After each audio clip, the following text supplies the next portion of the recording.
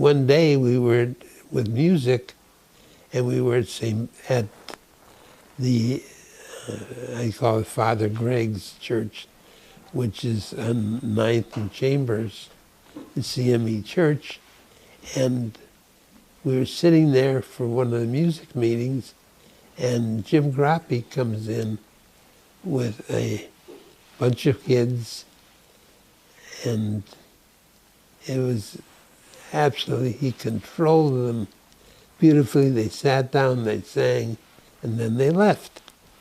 And this is just before the open housing marches.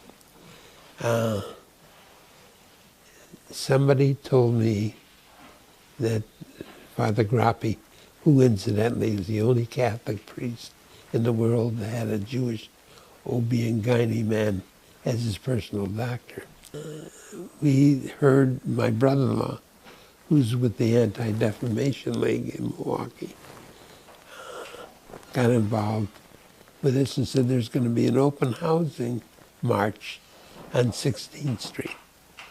And I think this was in fall or summer, I don't know, but the weather was conducive to marching.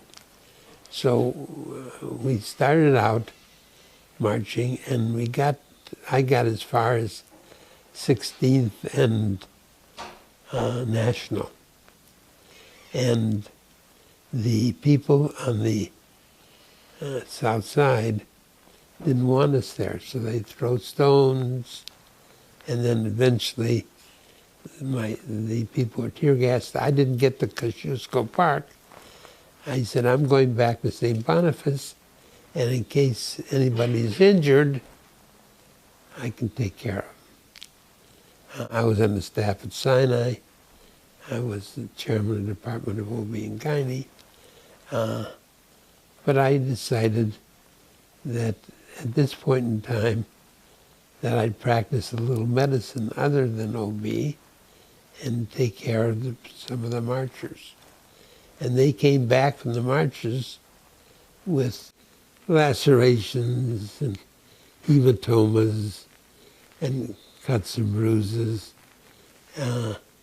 which came from people throwing bottles at you and stones. Some were affected by tear gas. And I decided that they needed medical help. So I organized a back room at St. Boniface in the basement, and I made a clinic. I can tell you one thing. I belong to a clinic on the south side of Milwaukee. My office is 25th and Lincoln. And when my wife got arrested, her picture was in the Milwaukee Journal and the New York Times and the Chicago Tribune. And it showed her with the police, and it showed her chained to a bus. My partner said to me, and they weren't bad people, they were nice guys, but they said to me, our patient load, which was primarily Polish Catholic, won't come here anymore because your wife's picture is in the paper. And they said, if you don't stop her, we're going to ask you to leave the clinic. Well, then I happen to be a very busy obstetrician with a big following, and I said to them, if my wife is doing what I don't have the guts to do, so I won't stop her.